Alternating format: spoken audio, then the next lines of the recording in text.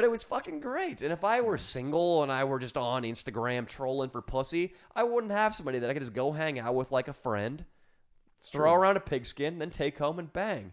I think the energy that women provide in that manner, that friendship manner, is so much better than a lot of dudes. Because the dude is like, he looks at you and they're a good friend or whatever, but he's not attached to you the way that a woman is, So yes, that it's an escape from reality. That's why I've always preferred that over drugs.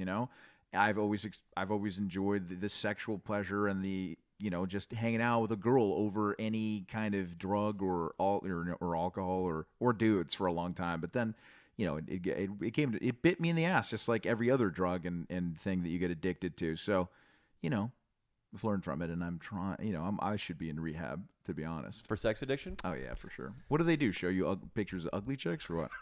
I'm sure that's exactly. It's kind of like gay conversion therapy, but the other way around. Really? I don't track that logic. I don't track it either. I'm trying to work it out in my head. Instead of naked chicks, they show you a bunch of gay dudes. Oh, naked nice. Dudes, and then it kind of. I wonder What if it you're is. a gay dude who's there? They just show you a bunch of chicks? I feel like it's probably. Yeah, that's what I would do, and you'd probably I don't know, electrocution or something. Jesus. To the 1920s. That's what they used to do. It's probably like the chapter of the book that you've told me to read a million times that I did read, but mainly that chapter alone. But Think and Grow Rich, about bringing that energy and putting it into other things instead of fucking going after that thing, putting it off. I'm telling you, man, I'm about to write up my goals for the second half of this year, and on that goal sheet is probably going to be don't go on Instagram more than once every 3 days. It's terrible. Because I had to get on Instagram today to check in with Churtleys about this phone call he made, which ended up being somewhat anticlimactic. I wanted him to really tear into you there. But just getting on there, Leo sends me a picture. It's of this tit gypsy. This girl with size R titties. It's unbelievable. I want to paste this up on the screen. It's nuts. She was in that's just a girl that follows me as friend. Like, I just was like, oh, who's this? And I clicked it, and then is that how it went down? Yeah. That photo, by the way, was like 16 pictures down the girl's feed. Stop. But I was perusing it, and that one kind of caught my attention because I was thinking about you, and I said, oh, shit. My friend Danny would like this one. Every now and then I see some girl with just absolutely ridiculously giant tits, and I send them to Danny. I send them your way. It's not even that I'm attracted to it. It's just you enjoy them or something. I follow a lot of girls who are just plastic surgery experiments. Mm-hmm. Girls with the ass jobs. Ass jobs are my favorite. Mm-hmm. Fake titties have become mainstream. Mm-hmm. A girl walks into a restaurant. She's got a big bolt-on set of double Ds. I don't even turn my head to look at her more than once. A fake ass, though... That, every time she's sitting down, it's like a nuisance. Yeah. She can't jog or she can't get on one of those elliptical bikes at the gym. Yeah. It's gnarly. Have you ever felt one? A fake ass? Yeah. Have you? Yeah. It's weird. Can you tell us the story? I mean, it's very similar to feeling... Tell us the story, not how it felt. About 3 years ago, there was... 3 years ago. Let me do some quick Leo math.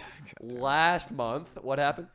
It was a massage parlor, all right? And it was a Latina masseuse, all right? And she gave me a nice massage. And then at some point, she decided to turn around and give me a hand job. But she put her ass in my face. She decided to?